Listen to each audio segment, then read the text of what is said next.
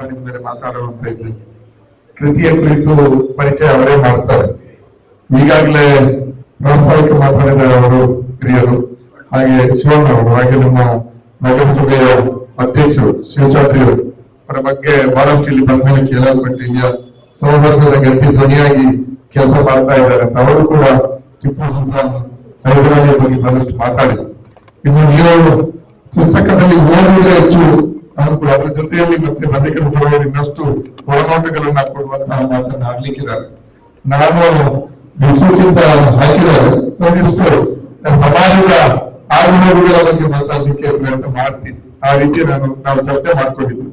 ಒಂದು ಬಹಳ ಪ್ರಧಾನವಾಗಿ ಹೊರಗಡೆ ಪುಸ್ತಕದ ಮನೆಗೆ ಕೊರೆದಿದ್ದಾರೆ, ಅದರಂತೆ ಗಮನ ಹರಿಸಬೇಕು. ಇವತ್ತಿಲ್ಲಿ ಬಿಡುಗಡೆ ಆದಂತ ಟಿಪ್ಪು ಹೈದರ್ ಬಗ್ಗೆ ಕರಾವಳಿ ನೆಲದಲ್ಲಿ ಅವರ ಆಡಳಿತದ ಬಗ್ಗೆ ಇರುವಂತ ಪುಸ್ತಕ ಹೊರಗಡೆ ಇದೆ. 180 ರೂಪಾಯಿ ಮುಖಾಂತರ 160 ರೂಪಾಯಿ ಇವತ್ತು ಮಾರಾಟ ಮಾಡ್ತಾ ಇದ್ದಾರೆ.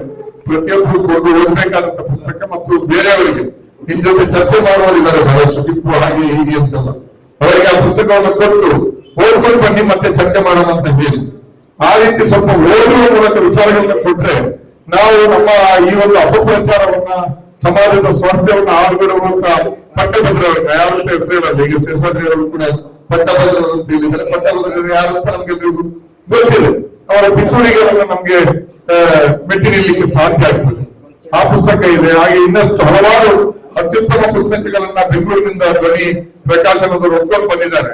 ಆ ಪುಸ್ತಕಗಳನ್ನ ಓದ್ಲಿಕ್ಕೆ ಸಾಧ್ಯ ಆಗಿದೆ. ಇನ್ನೊಂದು ಕರಾವಳಿ ಅಂತ ಯಾಕೆ ತಂದಿದ್ದಾರೆ ಅಂದ್ರೆ, ಕರಾವಳಿ ಅನ್ನುವಂಥದ್ದು ಒಂದು ಲ್ಯಾಬೊರೇಟರಿ ಪ್ರಯೋಗ ನೀವೆಲ್ಲ ತುಂಬಾ ಕೇಳಿದ್ವಿ.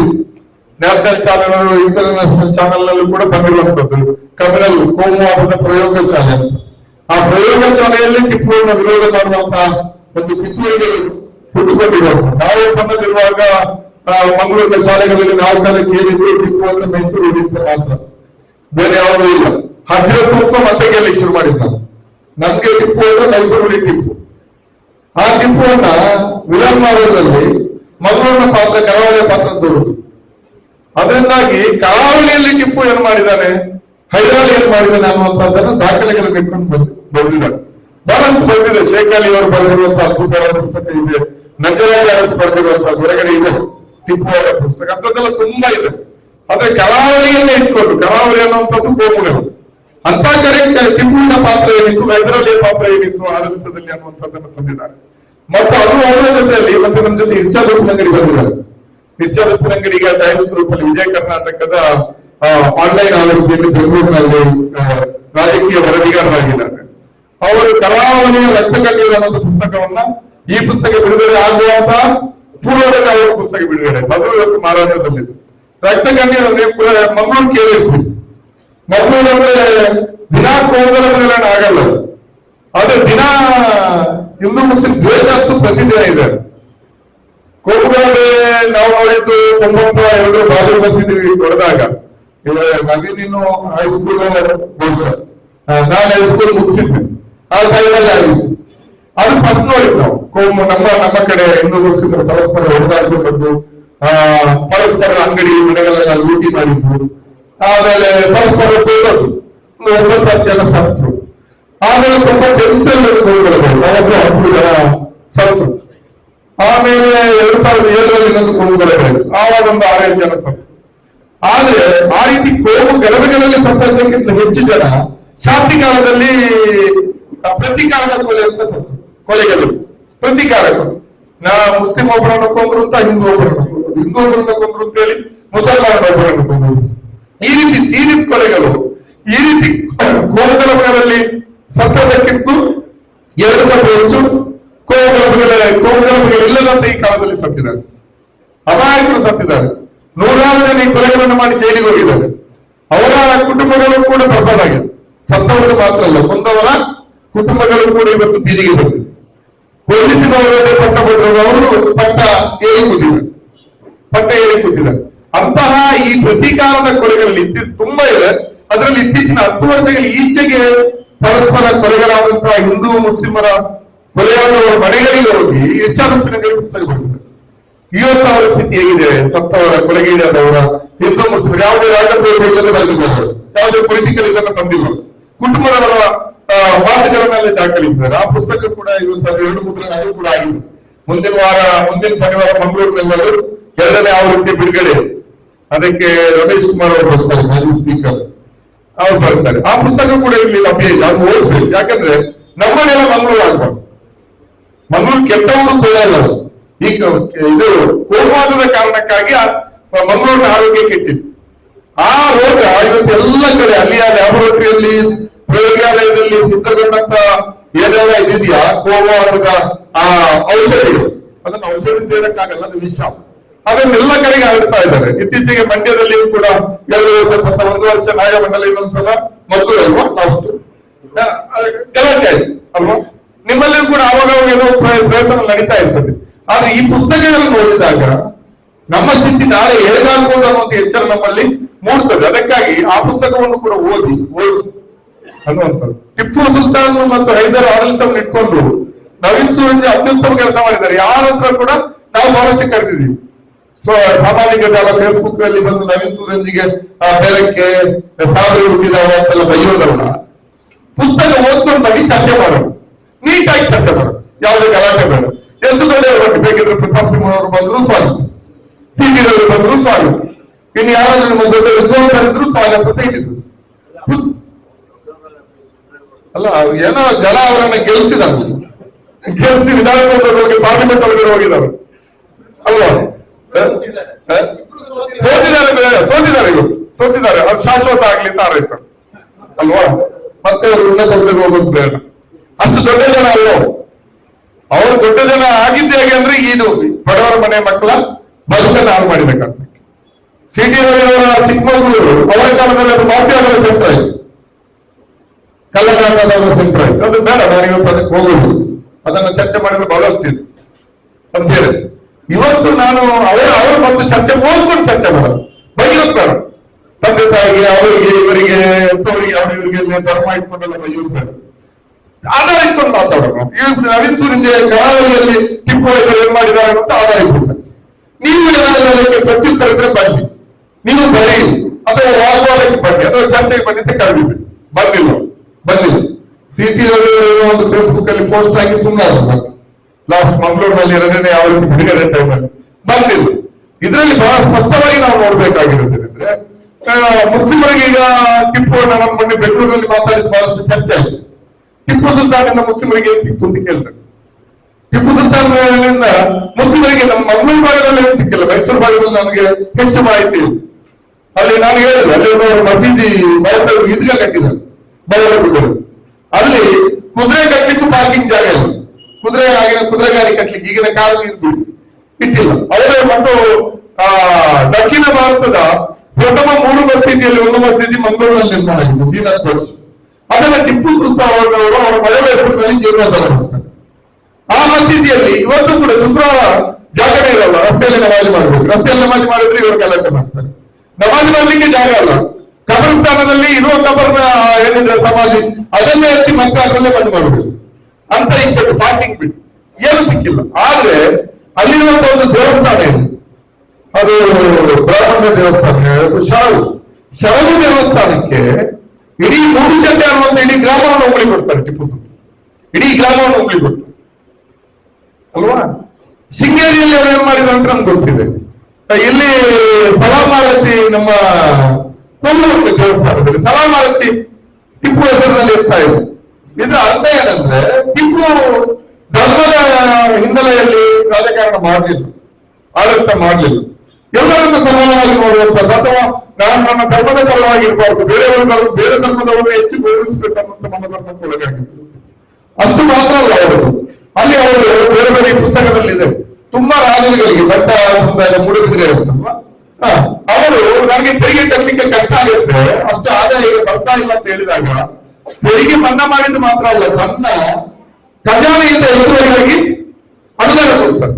ಎಷ್ಟು ಅನುದಾನ ಅಂತ ಬಯಸ್ತಾರೆ. ಇಂಥದ್ದು ಬಹಳಷ್ಟು ಇತಿಹಾಸ ಅಲ್ಲಿ ಇದೆ.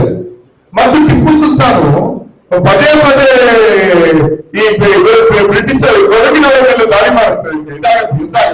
ಯಾಕೆ ಅಂತಾಗುತ್ತೆ ಅಂದ್ರೆ, ಕೊಡಗಿನ ಅಲ್ಲಿನ ಆಡಳಿತಗಾರರು ಮಂಗಳೂರು ಮೇಲೆ ದಂಡೆತ್ತಿ ಬರ್ತಾ ಇದ್ರು. ಯಾಕೆ ದಂಡೆತ್ತಿ, ಯಾರನ್ನ ಗುರಿಯಾಗಿ ಇಟ್ಕೊಂಡು ಬರ್ತಾ ಇದ್ರು ಅಂದ್ರೆ, ಗೋಡೆ ಸಾರಿಸುವ programme, GST community Konkani community ಅಂತ ಕರೀತಾರೆ. ಅವರ ದೇವಸ್ಥಾನಗಳಲ್ಲಿ ಸಂಪತ್ತಿತ್ತು ಅನ್ನೋ ಕಾರಣಕ್ಕಾಗಿ ಅಲ್ಲಿಗೆ ದಾಳಿ ಮಾಡ್ಲಿಕ್ಕೆ ಬರ್ತಾ ಇದ್ದಾರೆ. ಅವರನ್ನ ರಕ್ಷಣೆ ಮಾಡ್ಲಿಕ್ಕೆ ಟಿಪ್ಪು ಕೊಡವರ ಮೇಲೆ ರಾಜರಲ್ಲಿ ಯುದ್ಧ ಸಾಗ್ತಾ ಇತ್ತು.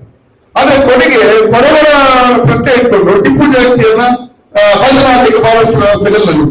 ಆದ್ರೆ ಅದರ ಯಾರಿಗಾಗಿ ಯುದ್ಧ ಮಾಡಿದ್ರು ಆ ಸಮುದಾಯದವರಿಗೆ ಟಿಪ್ಪು ಪರವಾಗಿ ನಿಲ್ಲ. ಮುಸ್ಲಿಮರು ಮಾತ್ರ ಇವತ್ತು ಟಿಪ್ಪುನ ಹಜರತ್ ಅಂತ ಆರಾಧಿಸ್ತಾ ಇದ್ದಾರೆ.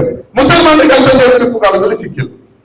ಹಂಗೆ ನೋಡಿದ್ರೆ ಟಿಪ್ಪು ಕಾಲಕ್ಕಿಂತ ಪೂರ್ವದಲ್ಲಿ ಬಂಗಾರಸರು, ಅದಕ್ಕೆ 200-300-400 ವರ್ಷದ ಹಿಂದೆ, ಟಿಪ್ಪು ಆಡಳಿತ ಹೈದರಾಬಾದ್ಗಿಂತ ಶತಮಾನಗಳ ಹಿಂದೆ ಬಂಗಾರಸರ ಕಾಲಕ್ಕೆ ಮಂಗಳೂರಿನಲ್ಲಿ ಮುಸಲ್ಮಾನರು ಅತ್ಯುನ್ನತವಾದಂತ ಇದರಲ್ಲಿ ಕುಲಿಯರ ವರ್ತಕ ಸಮುದಾಯ.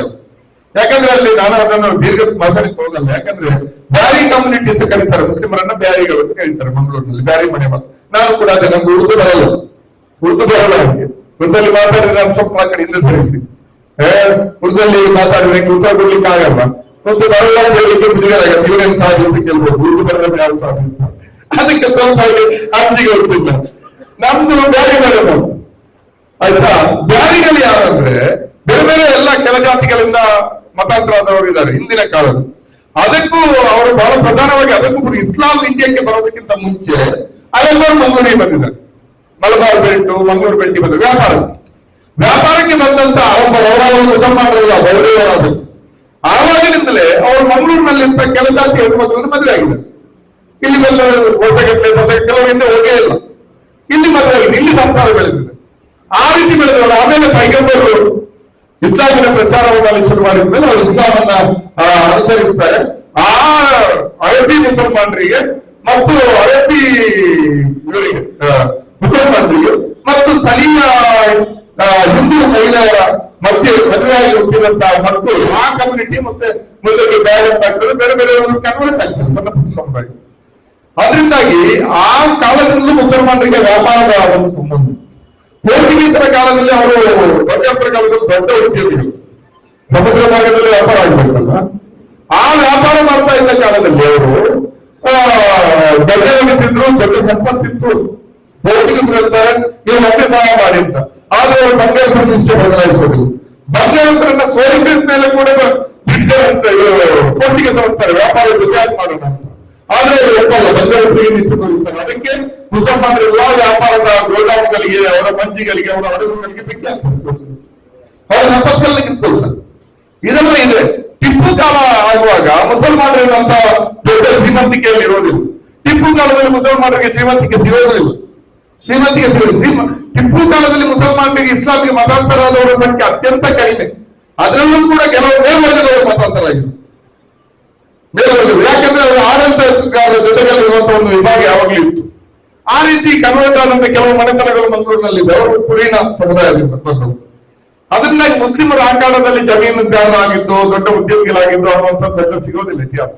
ಮುಸ್ಲಿಮರ ಆರಾಧನಾಲಯಕ್ಕೆ, ಇನ್ನೊಂದಕ್ಕೆ ಮತ್ತೊಂದಕ್ಕೆ ಉಂಬಳಿಗಳು ಸಿಕ್ಕಿದ್ದು ಕೂಡ ಕಾಣೋದಿಲ್ಲ ಮಂಗಳೂರಿನಲ್ಲಿ. ಇಂತಹದ್ದಿದೆ ಇದು. ಆದ್ರೆ ಇವತ್ತು ಟಿಪ್ಪು ಮುಸ್ಲಿಮರ ಪ್ರತಿನಿಧಿ ಅಲ್ವಾ. ನಾನು ಹೇಳಿದೆ ಲಾಸ್ಟ್ ಬೆಂಗಳೂರಿನ ಭಾಷಣದಲ್ಲಿ, ಕಬ್ಬನ್ ಪಾರ್ಕ್ ಅಲ್ಲಿ ಕಬ್ಬನ್ ಅವರ ಪ್ರತಿಮೆ ಇದೆ. ಬ್ರಿಟಿಷರ ಕಾಲದ ಒಬ್ಬ ಆಡಳಿತಗಾರ. ಆತನ ನೆನಪಿನಲ್ಲಿ ಕಬ್ಬನ್ ಪಾರ್ಕಿಗೆ ಕಬ್ಬನ್ ಹೆಸರು ಇಡ್ತಾರೆ, ಆತರ ಪ್ರತಿಮೆ ನಿಲ್ಲಿಸ್ತಾರೆ. ಈ ಕಡೆ ಲಾಲ್ಬಾಗ್ ಅನ್ನ ಹೈದರ್ ಮತ್ತು ಟಿಪ್ಪು ಮಾಡ್ತಾರೆ. ಅದು ಹೈದರ್ ಟಿಪ್ಪು ಮಾಡಿದಂತೆ ನಮ್ಗೆ ಗೊತ್ತಿಲ್ಲ ಅಲ್ವಾ. ಎಷ್ಟು ಅವಮಾನಕಾರಿಯಾಗಿ ಇವತ್ತು ಟಿಪ್ಪುವನ್ನು ನಾವು ಹೈದರ್ನ ನಡೆಸ್ಕೊಳ್ತಾ ಇದ್ದೀವಿ. ನಡೆಸ್ಕೊಳ್ಲಿಕ್ಕೆ ಕಾರಣ ಏನು?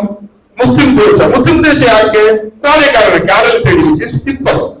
ಈ ಸರ್ವ ಸತ್ಯವನ್ನು ನಾವು ಅರ್ಥ ಮಾಡ್ಕೊಳ್ಳಿಕ್ಕೆ ಸಾಧ್ಯ ಆಗಿದೆ. ನಿಜಕ್ಕೂ ಟಿಪ್ಪು ಧರ್ಮದ ಒಂದು ಚೌಕಟ್ಟಿನ ಆಚೆ, ರಾಜಕಾರಣದ ಆಚೆಗೆ ಇದ್ದಿದ್ರೆ ಇವತ್ತು ಟಿಪ್ಪು ಅಂತಾರಾಷ್ಟ್ರೀಯ ಮಟ್ಟದಲ್ಲಿ ಇವತ್ತು ಭಾರತವನ್ನು ಪ್ರತಿನಿಧಿಸ್ತಾ ಇರುವ ಒಬ್ಬ ಐಕಾನ್ ಆಗ್ತಾ ಇತ್ತು. ಐಕಾನ್ ಆಗಿರ್ತಾ ಇತ್ತು, ಆಗಿರ್ತಾ ಇತ್ತು. ಈ ಮುಸ್ಲಿಂ ದೇಶದ ರಾಜಕಾರಣ ಏನಿದೆ ಅದಕ್ಕಾಗಿ ಇವತ್ತು ಟಿಪ್ಪು ಮಾಡ್ತಾ ಇದ್ದಾರೆ ಕಲಿಕೊಡ್ಲಾಯ್ತು. ಮುಸ್ಲಿಮರಿಗೆ ಆತನ ರಕ್ಷಣೆಗೆ ಹೋಗಿ ಅವರಿಗೆ ಪಡೆದಿರುವಂತಹ ಪರಿಸ್ಥಿತಿ ಇದೆ. ಇಂತಹ ಒಂದು ಸಂಕೀರ್ಣವಾದಂತಹ ಸ್ಥಿತಿಯಲ್ಲಿ ಮುಸ್ಲಿಂ ಸಮುದಾಯ ಇದೆ. ಇದರಿಂದಾಗಿ ನಾವು ಒಂದಿಷ್ಟು ಮುಸಲ್ಮಾನರು ಇದ್ದಾರೆ. ಯಾಕಂದ್ರೆ ಮುಸಲ್ಮಾನರ ಬಗ್ಗೆ ಇವತ್ತು ಬಹಳಷ್ಟು ಚರ್ಚೆ ಆಗ್ತಾ ಇದೆ. ನಾವು ಟಿಪ್ಪುವಿನಲ್ಲೇ ನೋಡ್ಬೇಕು ಕೆಲವು ವಿಚಾರಗಳು. ಟಿಪ್ಪು ಧರ್ಮದ ಆಧಾರದಲ್ಲಿ ರಾಜಕಾರಣ ನಡೆಸಿಲ್ಲ. ಹೈದರ್ ಕೂಡ ಆ ರೀತಿ ಆಡಳಿತ ಮಾಡಲಿಕ್ಕೆ ಹೋಗಿಲ್ಲ. ಆದ್ರೆ ಇವತ್ತು ಮುಸ್ಲಿಮರ ಸ್ಥಿತಿಯಾಗಿದೆ ಅಂದ್ರೆ ಮುಸ್ಲಿಮರು ಓಟ್ ಹಾಕಿದವರು ಒಟ್ಟಾಗಿ ಒಟ್ಟಾಗಿ ಒಟ್ಟಾಗಿದ್ರು ಗೆಲ್ಲಲ್ಲ ಅನ್ನುವಂಥ ಸ್ಥಿತಿ ಬಂದಿದೆ. ಉತ್ತರ ಪ್ರದೇಶದ ರಿಸಲ್ಟ್ಗಳು ಇತ್ತೀಚಿನ ದಶಕಗಳಲ್ಲಿ ನಾವು ನೋಡಿದ್ದೀವಿ. ಕೆಲವು ಉತ್ತರ ಭಾರತದ ರಾಜ್ಯಗಳ ರಿಸಲ್ಟ್ಗಳು ನೋಡಿದ್ವಿ. ಮುಸ್ಲಿಮರು ಒಟ್ಟಾಗಿ ಒಂದು ಪಕ್ಷಕ್ಕೆ ಓಟ್ ಹಾಕಿದ್ರು ಕೂಡ ಆ ಪಕ್ಷ ಗೆಲ್ಲೋದಿಲ್ಲ ಅನ್ನುವಂಥ ಸ್ಥಿತಿಯನ್ನು ತಂದಿದ್ದಾರೆ. ಮೊನ್ನೆ ದಾವಣಗೆರೆಯಲ್ಲಿ ಚುನಾವಣೆಯಲ್ಲಿ ಮುಸ್ಲಿಮರು ಓಟ್ ಆಗಲಿಲ್ಲ ಅಂದ್ರು ಗೆಲ್ಲೋ ಸಮಸ್ಯೆ ಸೋಲೋದಿಲ್ಲ, ಮುಸ್ಲಿಂ ಓಟ್ ಆಗ್ಲಿಲ್ಲ ಆದ್ರೂ ಸೋಲೋದಿಲ್ಲ. ಅದು ಮುಸ್ಲಿಮರು ಅಪ್ರಸ್ತುತ ಅನ್ನುವಂತ ಮಟ್ಟಕ್ಕೆ ಇವತ್ತು ಸಮಾಜದಲ್ಲಿ ಅವರನ್ನ ಅಂಚಿಗೆ ತರುವಂತ ಪ್ರಯತ್ನ ಆಗ್ತಾ ಇದೆ. ಅದು ಅದರ ಹಿಂದಿರುವಂತದ್ದು ರಾಜಕಾರಣ ಸಾಮಾನ್ಯ ಜನರಲ್ಲಿ ಉದ್ದೇಶಪೂರ್ವಕವಾಗಿ ಸೃಷ್ಟಿ ಮಾಡುವಂಥದ್ದು. ಯಥಾಸ್ಥಿತಿಯನ್ನ ನೀವು ಸ್ವಲ್ಪ ಮುನಿಗಳಿರುವಂತದ್ದು ಕೈಯಿಂದ ಅನಿಸ್ಕೊಳ್ಳಿ, ಸ್ವಲ್ಪ ಚಿಂತನೆ ಮಾಡ್ಬಿಟ್ಟು ಆಮೇಲೆ ನಾನು ತಪ್ಪಿದ್ರೆ ಯಾವತ್ತಾದ್ರೂ ಚರ್ಚೆ ಮಾಡೋದು. ಇವತ್ತು ಏನಾದ್ರೂ ಮುಸ್ಲಿಮರ ಕಡೆಯಿಂದ ಒಂದು ಹೀನ ಅಪರಾಧ ಆದ್ರೆ ಒಬ್ಬ ಅಪರಾಧಿ, ಒಬ್ಬ ತಪ್ಪಿತಸ್ಥ, ಒಬ್ಬ ಆರೋಪಿ ಅಂತ ಹೀನ ಅಪರಾಧ ಮುಸ್ಲಿಮರಾಗಿದ್ರೆ ಇಡೀ ಮುಸ್ಲಿಂ ಸಮುದಾಯ ಅದಕ್ಕೆ ಭಯ ಕೊಡ್ಬೇಕು.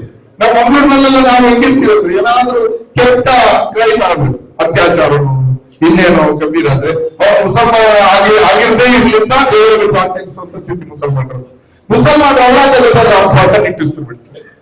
ಎಲ್ಲೋ ಒಂದು ಪ್ರೇಮ ಪ್ರಕರಣದಲ್ಲಿ ಆ ಹುಡುಗಿಯನ್ನ ಮುಸಲ್ಮಾನ ಹಿಂದೂ ಹುಡುಗಿಯನ್ನ ತನ್ನ ಪ್ರೇಮಿಯನ್ನು ಕೊಂದು ಸೂಟ್ ಕೇಸ್ನೆಲ್ಲ ಫ್ರಿಜ್ ಎಲ್ಲ ಕಲ್ಪಿಸುತ್ತೆ.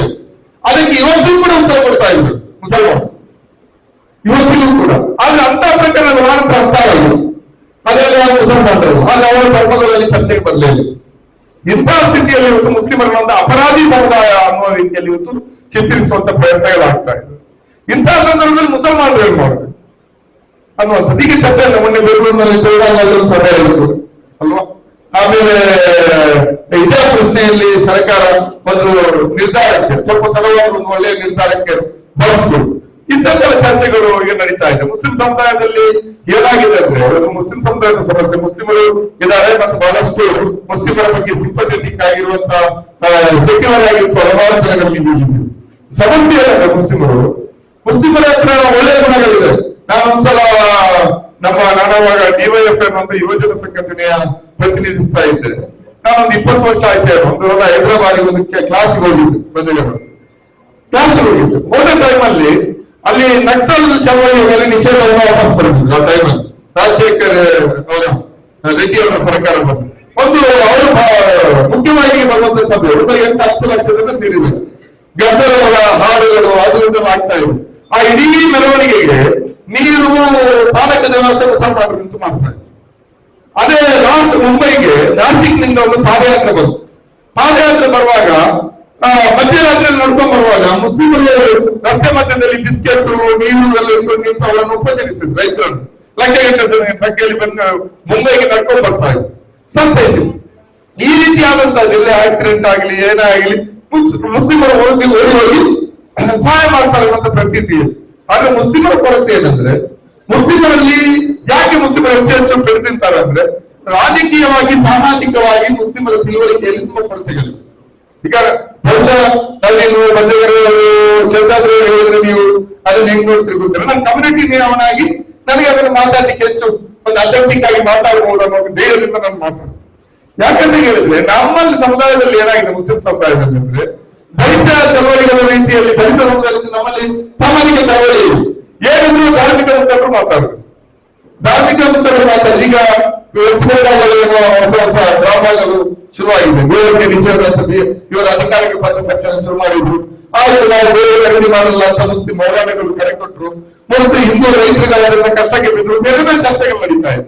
ಇಂತಹ ಇವುಗಳಲ್ಲಿ ಒಂದು ಆಳವಾದಂತ ತಿಳುವಳಿಕೆ ಕೊರತಿರ್ತದೆ. ಈ ನಾವು ಯಾರಾದ್ರೂ ನೀವು ಗೋಹತ್ಯೆಯನ್ನು ಇಟ್ಕೊಂಡು ಮುಸ್ಲಿಮರನ್ನ ಟಾರ್ಗೆಟ್ ಮಾಡ್ತಾರಂತಂದ್ರೆ ನಾವು ಗೋ ಖರೀದಿ ಮಾಡೋದಿಲ್ಲ ಅಂತ ಇದು ತಕ್ಷಣಕ್ಕೆ ಕೊಂಡ ಅನಿಸ್ಬೋದು ದೂರಗಾಮಿಯಾಗಿ.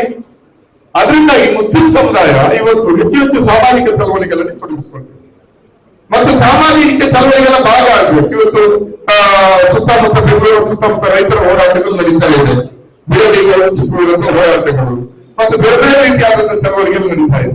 ಇಂತಹ ಚಳವಳಿಗಳ ಭಾಗ ಆಗುವಂತಹದ್ದು ಮುಸ್ಲಿಂ ಸಮುದಾಯದ ಸ್ವತಃ ಸಾಮಾಜಿಕ ಚಳವಳಿಗಳು, ಬಡತನದ ವಿರುದ್ಧ ಚಳವಳಿಗಳನ್ನ ಹುಟ್ಟುಹಾಕುವಂತ ಪ್ರಯತ್ನಗಳನ್ನ ನಡೆಸಬೇಕು. ಎಲ್ಲರ ಪರವಾಗಿ ಎಲ್ಲರ ಪರವಾಗಿ ಮುಸ್ಲಿಮರಂದ್ರೆ ಏನಂದ್ರೆ ಮುಸ್ಲಿಮರಿಗೆ ಮಾತ್ರ ಏನು.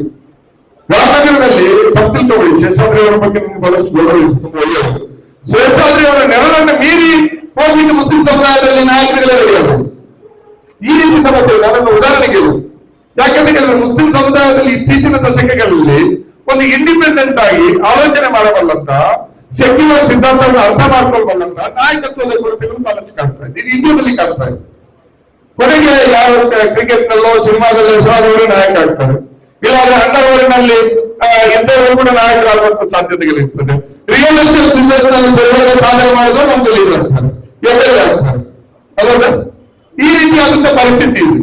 ಅವರೇನೋ ಬಿಸ್ನೆಸ್ಗಳಲ್ಲಿ ದಂಧೆಗಳಲ್ಲಿದ್ದವರು ಲೀಡರ್ಗಳಾಗ್ತಾರೆ, ನಾಯಕರಾಗಿ. ನಮ್ಮ ಸಮುದಾಯದ ಸಂಘಟನೆಗಳನ್ನು ಅರ್ಥ ಮಾಡ್ಕೊಂಡವರು ಎಲ್ಲಿದ್ದಾರೆ? ವಿಧಾನಸೌಧದ ಒಳಗಡೆ ಮುಸ್ಲಿಂ ಸಮುದಾಯದ ಸಂಘಟನೆಗಳು ಹೀಗೆ ಅಂತ ಒಂದು ಗಂಟೆ ಪೇಪರ್ ಇಟ್ಕೊಂಡು ಮಾತಾಡಬಲ್ಲ ಅಂತ ಒಬ್ಬ ಸದಸ್ಯರು ತೋರಿಸಿ. ಮುಸ್ಲಿಂ ಸಮುದಾಯದ ನಿಜವಾದ ಸಮಸ್ಯೆಗಳು, ಮುಸ್ಲಿಂ ಸಮುದಾಯದ ಸಮಸ್ಯೆಗಳಂದ್ರೆ ಬರೀ ಧಾರ್ಮಿಕ ಸಮಸ್ಯೆಗಳಲ್ಲ, ಬದುಕಿನ ಸಮಸ್ಯೆಗಳಿದೆ. ನಮ್ಮ ರಿಸರ್ವೇಶನ್ ಪ್ರಶ್ನೆ ಇದೆ, ಎಜುಕೇಶನ್ ಪ್ರಶ್ನೆ ಇದೆ, ನಮ್ಮ ಮಕ್ಕಳ ಸರ್ಕಾರಿ ಉದ್ಯೋಗದ ಪ್ರಶ್ನೆ ಇದೆ, ಹಲವಾರು ಸಮಸ್ಯೆಗಳಿವೆ. ಈ ಎಲ್ಲ ಸಮಸ್ಯೆಗಳಿಟ್ಕೊಂಡು ಹಿಸ್ಟಾರಿಕಲ್ ಆದಂತ ರೀತಿಯಲ್ಲಿ ಭಾರತದ ಸ್ವಾತಂತ್ರ್ಯ ಹೋರಾಟದ ಚರಿತ್ರೆಯನ್ನು ಇಟ್ಕೊಂಡು ಇಲ್ಲಿಯವರೆಗೆ ನಮ್ಮ ಪಾತ್ರಗಳು ನಮ್ಗಾಗಿರುವಂತ ಅನ್ಯಾಯಗಳನ್ನು ಇಟ್ಕೊಂಡು ಮಾತಾಡಬಲ್ಲಂತ ಒಬ್ಬ ಪ್ರತಿನಿಧಿಯನ್ನು ನಮಗೆ ವಿಧಾನಸೌಧದ ಒಳಗಡೆ ಕಳಿಸ್ಲಿಕ್ಕೆ ಸಾಧ್ಯ ಆಗಿದೆ. ಯಾಕೆ ಮುಸ್ಲಿಂ ಸಮುದಾಯದ ನಾಯಕತ್ವಗಳು ಏನಾದ್ರೂ ಸಮಸ್ಯೆಗಳಾದಾಗ ಧಾರ್ಮಿಕ ನಾಯಕತ್ವವನ್ನು ಎದುರಿಟ್ಕೊಂಡು ನಾವು ಮುಂದಕ್ಕೆ ಹೋಗ್ಲಿಕ್ಕೆ ಪ್ರಯತ್ನ ಮಾಡಿದ್ರೆ ನಾವು ಎಷ್ಟು ಮುಂದಕ್ಕೆ ಹೋಗ್ಲಿಕ್ಕೆ ಸಾಧ್ಯ ಇದೆ? ಬೇರೆ ಸಮುದಾಯಗಳ ಒಂದು ನಂಬಿಕೆಯನ್ನು ಯಾವ ರೀತಿ ಗಳಿಸ್ಲಿಕ್ಕೆ ಸಾಧ್ಯ ಇದೆ? ನಾವು ನೋಡ್ತಾ ಇದ್ವಿ ಮತಗಳು ಏನಾಗಿದ್ದಾವೆ. ಆಯಾಯ ಸಮುದಾಯದ ಆರ್ಥಿಕವಾಗಿ ಬಲಾಢ್ಯರನ್ನು ನಾವು ಯಥಾಶಕ್ತಿಗಳನ್ನ ರಕ್ಷಣೆ ಮಾಡುವ ಸೆಂಟರ್ಗಳಾಗಿದೆ ಅಂತ ನಾವು ಮಾತಾಡ್ತೀವಿ. ಆ ಸಮುದಾಯದಲ್ಲಿರುವಂತಹ ಆರ್ಥಿಕವಾಗಿ, ಸಾಮಾಜಿಕವಾಗಿ, ರಾಜಕೀಯವಾಗಿ ಬಲಾಢ್ಯರಾಗಿರುವವರ ಹಿತಾಸಕ್ತಿಗಳನ್ನ ಕಾಯುತ್ತಿರ್ತಾರೆ. ಮುಸ್ಲಿಂ ಧಾರ್ಮಿಕ ಸಂಸ್ಥೆಗಳು ಹಾಗಾಗಿಬಿಟ್ರೆ ಆ ಸಮುದಾಯದಲ್ಲಿರುವಂತಹ ಆರ್ಥಿಕವಾಗಿ ಸಮಾಜ ಹಿತಾಸಕ್ತಿಗಳನ್ನ ಮಾತ್ರ ಪ್ರತಿನಿಧಿಸಿದ್ರೆ ಏನಾಗ್ತದೆ? ಇಂಥ ಹಲವಾರು ಸಮಸ್ಯೆಗಳಿದೆ. ಕೋಮುವಾದವನ್ನು ಎದುರಿಸುವುದಂದ್ರೆ ನಾವು ಸಮಾಜವನ್ನ ಮುಸ್ಲಿಂ ಸಮುದಾಯ ಕೂಡ ಹೆಚ್ಚೆಚ್ಚು ಅರ್ಥ ಮಾಡ್ಕೊಳ್ಳುವಂತದ್ದು. ನಮ್ಮ ರೀತಿಯಲ್ಲಿ ನೋಡುವಂತ ಹಲವಾರು ಸಮುದಾಯಗಳಿವೆ. ಮುಸ್ಲಿಮರಿಗೂ ಕೂಡ ಇವತ್ತು ಒಂದು ರೀತಿಯಲ್ಲಿ ಹೊರಗಡೆ ಪುಸ್ತಕ ಇದೆ. ನಾವು ಮಂಗಳೂರಿನಲ್ಲಿ ಮುಸ್ಲಿಂ ಸಮಾವೇಶ ಅಂತ ಮಾಡಿದ್ವಿ. ಧಾರ್ಮಿಕ ವಿಚಾರಗಳನ್ನ ಪಕ್ಕಕ್ಕಿಟ್ಟು ಮುಸ್ಲಿಮರ ರಾಜಕೀಯ, ಸಾಮಾಜಿಕ, ಆರ್ಥಿಕ ಪ್ರಶ್ನೆಗಳ ಮೇಲೆನೆ ಚರ್ಚೆ ಮಾಡಿದ್ವಿ. ಬಹಳಷ್ಟು ದೊಡ್ಡ ದೊಡ್ಡ ಇಂಟಲೆಕ್ಚುವಲ್ಗಳನ್ನ ಕರೆಸಿ 2 ದಿವಸಗಳ ಬಗ್ಗೆ ಸೆಮಿನಾರ್ ಮಾಡಿದ್ವಿ. ಅದರ ಬಗ್ಗೆ ಒಂದು ಪುಸ್ತಕ ಹೊರಗಡೆ ಇದೆ. ಈ ವಿಚಾರಗಳ ಹೆಚ್ಚು ಚರ್ಚೆ ಆಗಬೇಕು ಮತ್ತು ನಮ್ಮ ಒಳಗಡೆ ಇಂಟಲೆಕ್ಚುವಲ್ ಇವರನ್ನು ಕೂಡ ಗುರುತಿಸುವಂತ ಪ್ರಯತ್ನಗಳಾಗಬೇಕು. ಗ್ರಾಜುಯೇಟ್ ಅವರು ನೋಡಿದ್ದಾರೆ, ಗ್ರಾಜುಯೇಟ್ ಅವರ ಮಾತುಗಳಿಗೆ ನಾವು ತಿಳ್ಕೊಳ್ಳಿಕ್ಕೆ ಸಾಧ್ಯ ಆಗ್ಬೇಕು. ಇಂತಹ ಪ್ರಶ್ನೆಗಳು ನಡೆದಿದ್ದಾರೆ ಮತ್ತು ನಮ್ಮ ರೀತಿಯಲ್ಲಿ ನೋವುಂಡವರು, ನಮ್ಗಿಂತ ಹೆಚ್ಚು ನೋವುಂಡವರು ಈ ಸಮಾಜದಲ್ಲಿದ್ದಾರೆ. 7% ಆದಿವಾಸಿಗಳು ನಮ್ಮ ಮಧ್ಯೆ ಇದ್ದಾರೆ. ನಾವೆಲ್ಲ ಜೈಲಿಗೆ ಬಂದವರು. ಫಸ್ಟ್ ನಾನು ಜೈಲಿಗೆ ಮಂಗಳೂರಿನಲ್ಲಿ, ಆಮೇಲೆ ಮಂಗಳೂರಿನಲ್ಲಿ ನವೀನ್ ಸೂರ್ಯ ಅವರು ಜೈಲಿಗೆ ಹೋದರು. ಮತ್ತು ಭದ್ರದೇವರು ಕೂಡ ಜೈಲ ಬಾಗಿಲವರೆಗೂ ಹೋಗಿರ್ಬೋದು.